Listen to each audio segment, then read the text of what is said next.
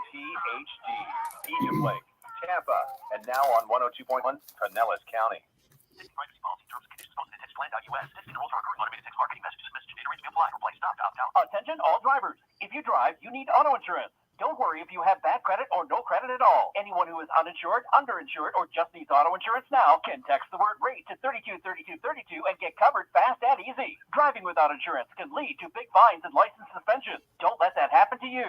Text RATE to 323232 right now to get covered fast and easy and proof of insurance on the spot. Just text RATE to 323232 now. Even if you had an accident, been turned down in the past, or had your rates increased. Text RATE to 323232 right now and get covered right away. Just text RATE to 323232. Credit not so great? Missed a few payments in the past? Got a bunch of tickets? Not a problem. We have you covered. Just text RATE to 323232 right now and get covered fast and easy. Plus proof of insurance on the spot. Text the word RATE to 323232. Text RATE to 323232. The views, opinions, and conclusions on this radio broadcast are solely the views of this particular program and its host. The views and opinions expressed on this broadcast does not reflect or represent the views of WTMP, its officers, staff, or advisors. Listen to the Call for Help show with attorney Paul Rebein every Saturday morning at M right here on WTMP. And if you need a personal injury attorney, call the Rebein Brothers PA at 813-305-7285.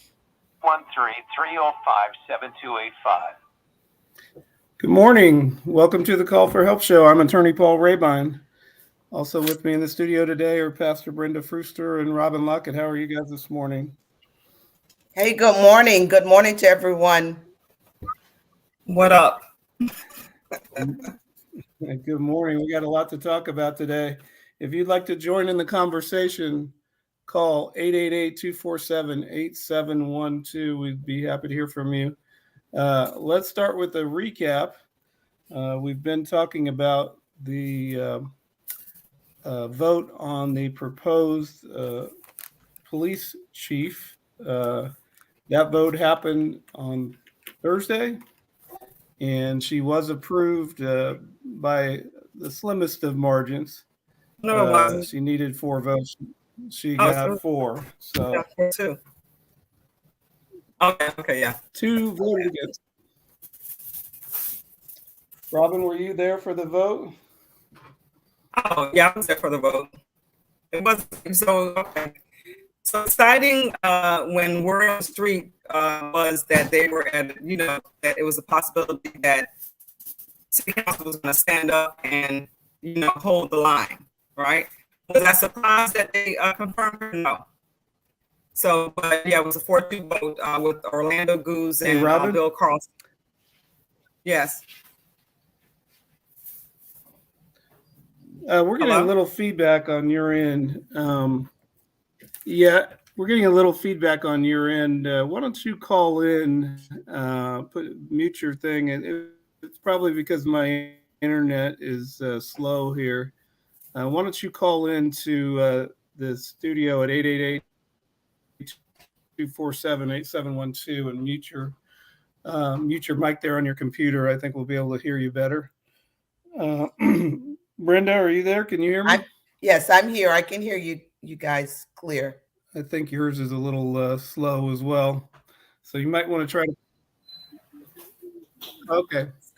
I'm sorry. I'm broadcasting here from my parents' house in Kansas, and the internet isn't that great. So I think we have a little bit of delay. You might want to just call in as well. Mute your computer.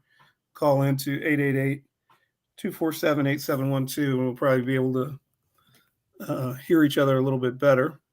And of course, anybody else who wants to call in, give us a call. She says, we can hear you, just breaking up some. Okay. So yeah, it passed. It was a 4-2 vote. So that was certainly what she needed, but not necessarily a unanimous, resounding vote of confidence. So I guess she's going to have to earn the trust and confidence of the community by her actions. And I hear the phone ringing. Yeah, you might put it on mute if you're calling in. Put your computer on mute. Good morning. Sorry, They're not answering the phone. okay. We're just gonna have to go with it as it is. Yes, Dee said she's always been called chief, even though she hadn't been approved yet. But I guess you could call her the chief now. Robin, you are also at City Council for another issue relating to tenants' rights. Tell us about that. So let me just, do I sound okay now? Yep, Yes. Yep, we're good. Okay, so let me just say something about the vote and so forth. So what I found interesting is that the vote went 4-2, so that was fine because it was expected. I knew Joe Citro was not going to vote no. Had a sound feeling that Vieira was not going to vote no, right? Because they always, they're going to go with, they're not going to veer too heavily. And Miranda wasn't a surprise. Guido appeared that, he said something that was very interesting, how he gets stopped all the time. He, about this and so forth with his community. He can't go anywhere without having a conversation about this. And he turned around and he voted no. So that to me appeared to be like a political thing. So, okay, fine. What I found interesting was that place was packed. It was packed with police officers. And when I was sitting up there, I was like, darn, they have like 3 rows, right, of police officers, all on taxpayer dime. Sitting up there I said 2 and 3, but if they were there when we signed in, the security guard said people have been there since 8 o'clock. So you can tell how they came in because of how they spoke as the way they signed in. But 8 to 9, 9 to 10, 10 to 11. And possibly 11 to 12, 4 hours, 3 to 4 hours. They're sitting up there on taxpayer money. Were they there to speak in her favor, or what They were there. So all retired people came and spoke. A lot of retired people came and spoke, and some of her friends, right? But the police officers sat there, just sitting there. Just sitting there. So I guess that'd be a good way to ensure you're going to get a raise next. If you were there to support your future boss, probably good thinking on their part. So they did their job, right? They lobbied, so they got people to come in. They got people from the community to come in and say, what unnerves me is when Black folks, and I'm talking to Black folks, when they come in there and say, we just need to move on. Things happened so long ago. We need to move on. Whose decision is it that we move on but ours? So when somebody else is telling us that what we're talking about or what we're concerned about, because it's always when we're concerned about something, right, that they say reparations. No, that was so long ago. We need to move on, right? We need to forget about it. No, if it's still causing harm or concern, we need to talk about it. And to be honest, what I said was, this has nothing to do with Mary O'Connor, right? She would just be a casualty of a no vote, but it had everything to do with the process and how it was handled, the lack of transparency and all of that. But they were able to make it focus on, the community focused on Mary O'Connor. It had nothing to do with Mary O'Connor, right? Because we all believe in second chances, but we don't get the second chances that they get. There's no way that our charges of assaulting a Leo and so forth would have been reduced. No way. And we still work for the police department, get our job back? No way. So that was the troubling part, that we need to give a second chance. Yeah, but we don't get the second chance that everybody else gets. So, but it was interesting. And now she's the police chief. We said our piece and we move forward, holding her accountable and building a relationship. You were also there for a vote on some issues relating to tenants, a tenants' Bill of Rights. Can you talk about that?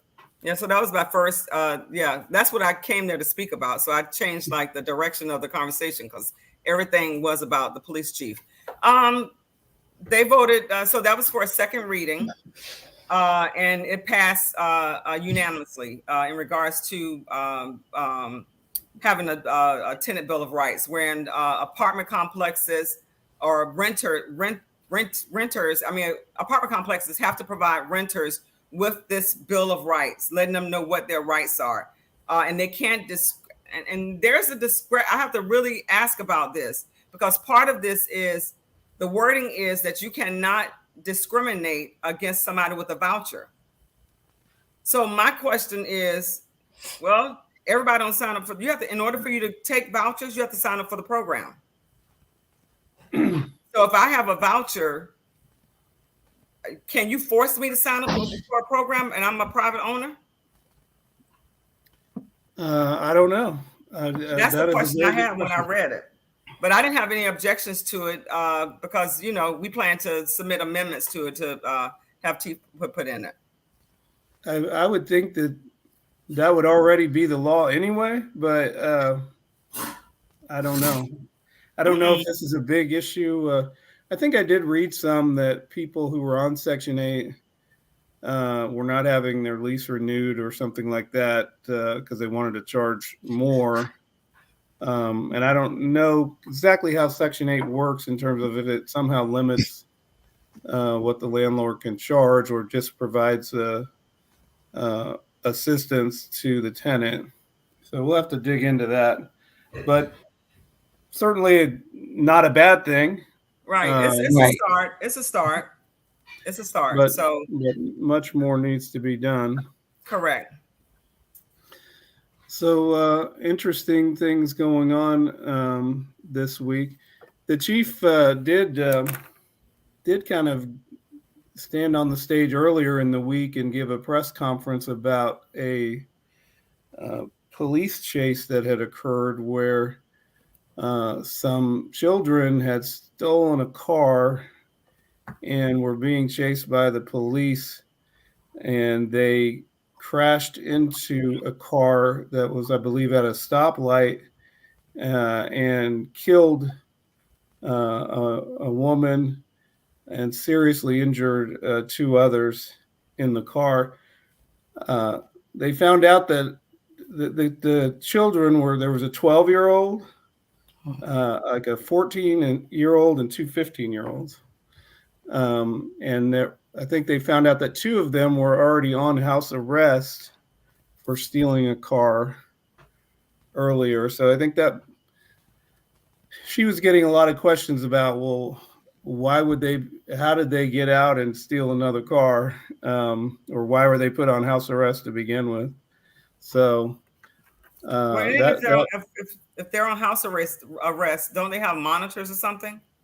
I don't know. Let's hold that up. We have a call. Caller, welcome to the Call for Help show.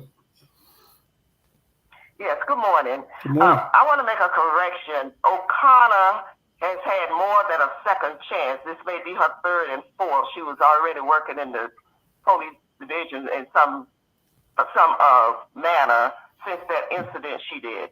So this is not just the second chance as chief. This is about the third or fourth.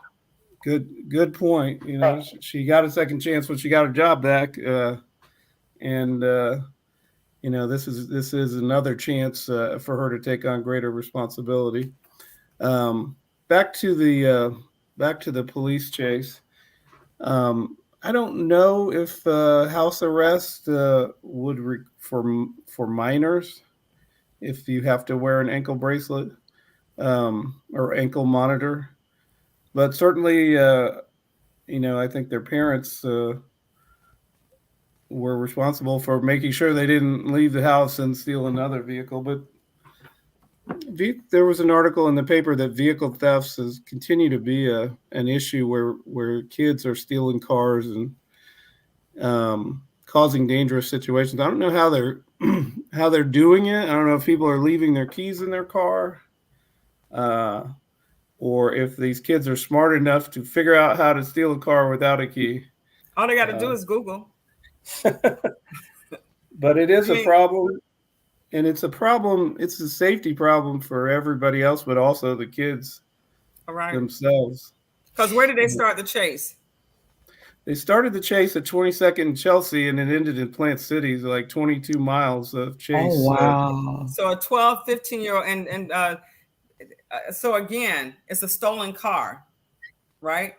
So the police chase, whether the police was behind them, I don't know how fast they were going, slowly with lights on or whatever. Isn't there something that would prevent them from, once they, because 22nd and Chelsea is a residential area.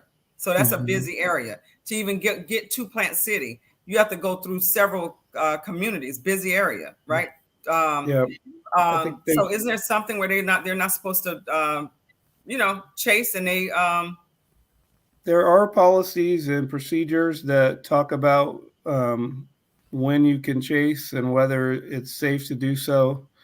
I haven't seen any dash cam video, but I'm sure it exists. And I would like to know if they were going at a high speed, at a dangerous speed, but obviously they were, they left the city of Tampa. I don't know why they didn't call ahead to somebody else in the sheriff's department or somebody to take over or to block the road. But that's definitely a story we're going to continue to look into. And how does that work also? So the city of Tampa, once you get into the county, can the city still arrest you? Or are they supposed to contact Hillsborough County sheriffs?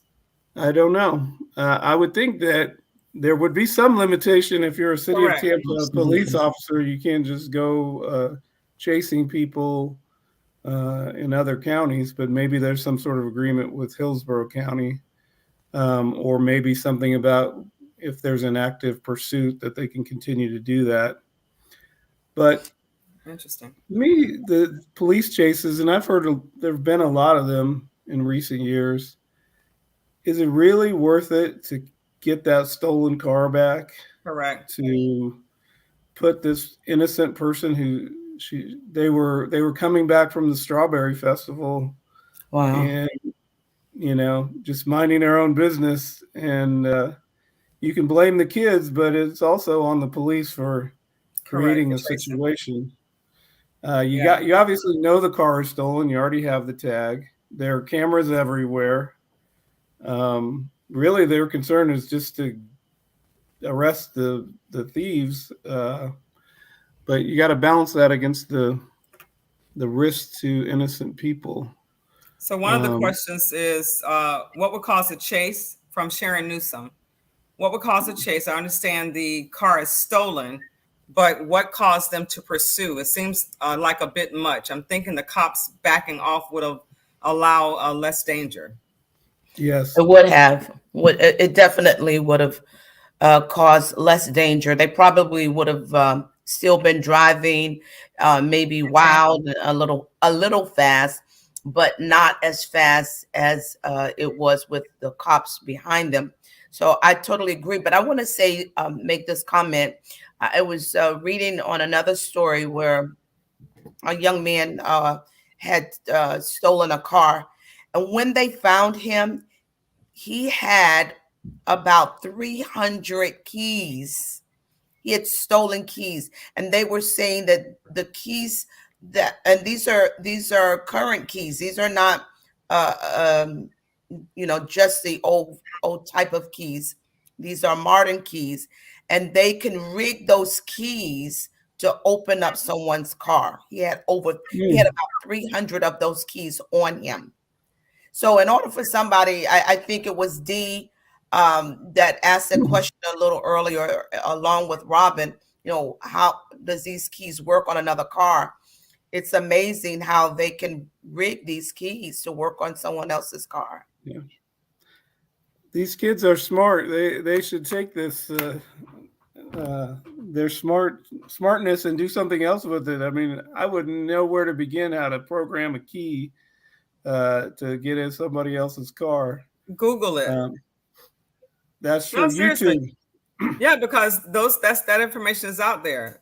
Something that's universal. Because if I can't get into my car or whatever, and I don't want to have to buy another key, or I'm going to go I am going to Google it or look on YouTube for it. There's something, it's just amazing what information is out there. And in regards to the police chase, if the police had not been chasing them, they would have been driving possibly to avoid being caught, being seen by or noticed by the police, right? Slow, whatever, possibly, so I'm very interested in what caused them, what caused the pursuit. Did they run the tag number, or did they run a red light, or They what caused the pursuit? they ran the tag number and saw it was a stolen car. And somebody had reported that it was stolen. Yes, and so Okay. the chase ensued, and now someone's dead. We got another caller. Caller, welcome to the Call for Help show. She said you took their university. Caller, can you hear us? Yes, good morning. Good morning. Peace and blessings. I just wanted to say that a 22-mile chase has to bear responsibility on the adults. Whether it is the parents, whether it is law enforcement, it has to bear responsibility on the adults. Because there was going to be a point in time that car was going to stop. But as a result of this heavy-handedness policing, now an innocent person is dead. We have to take responsibility for that. As far as the confirmation of teeth, the question that I always will continue to pose is second chance that is not affordable to brown and black people in America, but especially in our community. And lastly, to those that think when black voices give rise to questioning decisions that is being made by the city that's going to have a direct impact on black lives, we have a right to speak out. And all of this cartoonish commentary that is player hating really expose those that refuse to stand on the right side of history. The fact that we question don't mean hate, but if you come out with that type of response, that's what you're getting out of it. It really clearly to me shows who's being paid off to keep the black community in check and to keep black voices silent. Thank you. Thank you for your comment.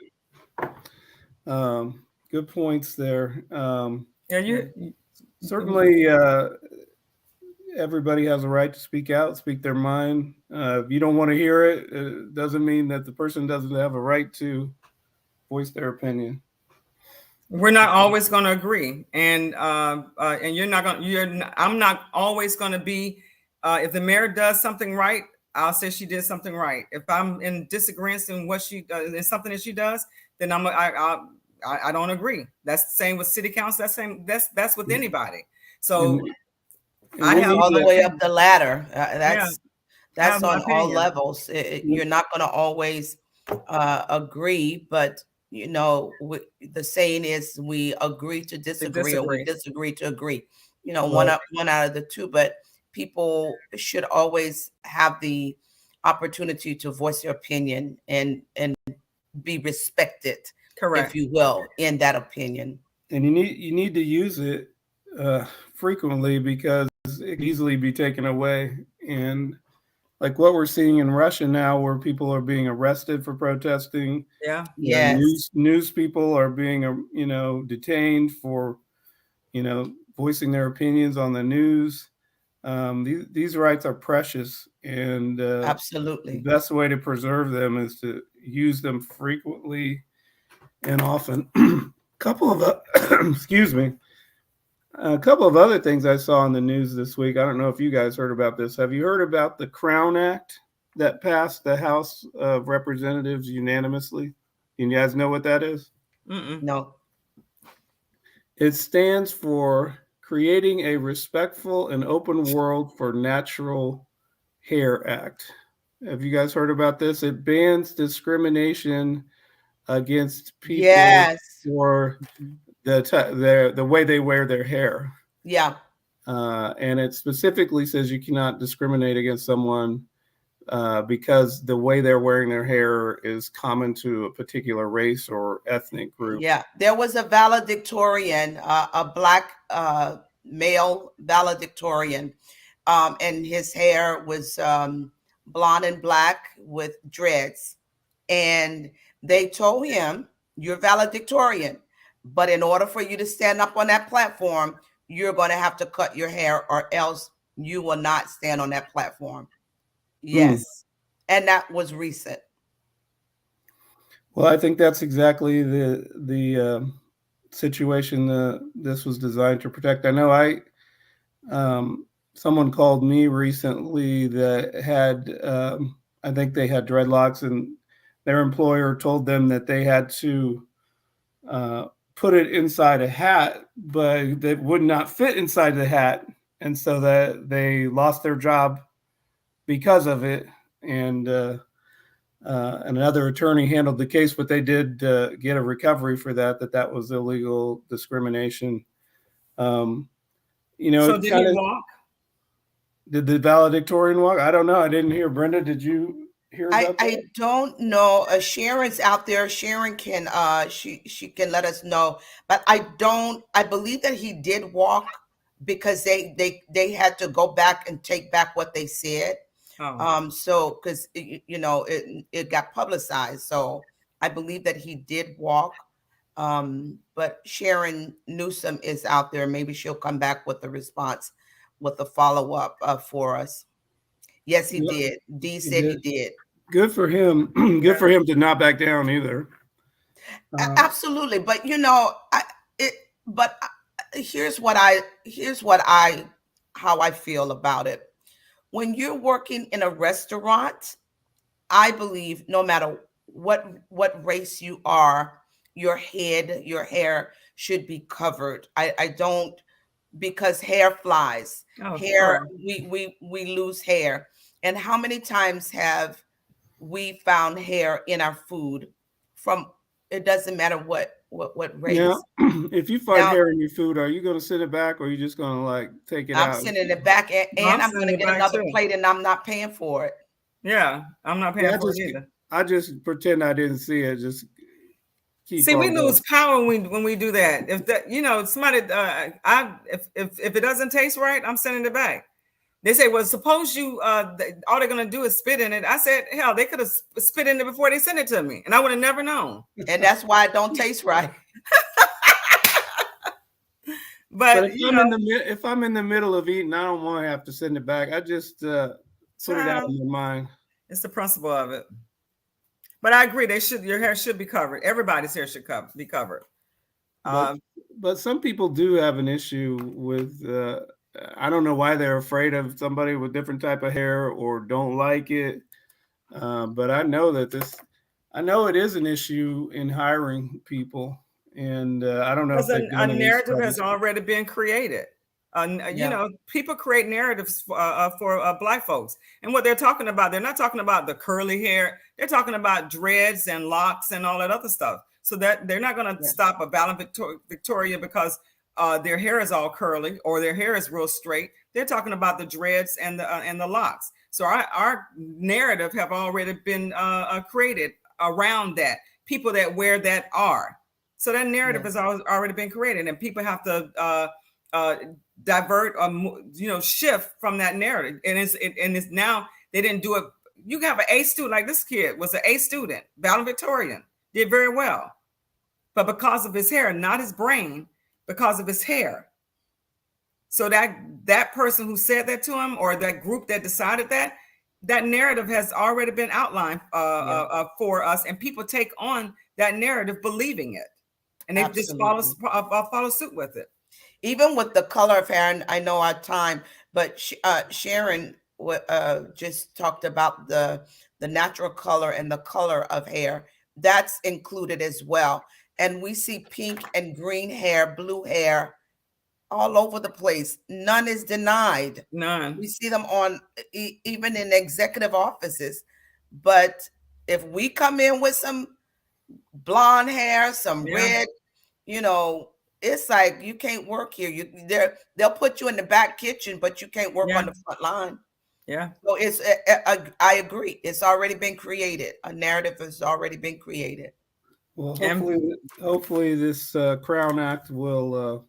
It's only passed the House of Representatives right now, and hopefully it will pass the Senate and be signed into law. And it'd be interesting to see how it's enforced. That's federal government. I think Yes. there's something here locally that says that they can't discriminate based on your hair. I think there's something here locally. I heard of something locally, but I'm not sure. But we just have to be in the frame mind of creating our narrative, because if we allow other people to do so, we're going to be discriminated against, and that's standing fast on it. Absolutely. Well, hopefully we'll see some movement on this bill. But unfortunately for us, our time has come to an end. And any final thoughts, guys, before we leave? No, I just pray that everybody have a great and safe weekend and enjoy. It's beautiful outside. Yes, it is. It's cold here in Kansas, but I'll be glad to get back in Florida. Well, it's a beautiful day, but just stay alert. The housing crisis is still happening. But you see something, do something, be a part of it. If it doesn't affect you, support it. Amen. All right. Well, thank you, guys. Good to see you again, and we'll see you next week on the Call for Help show. Bye.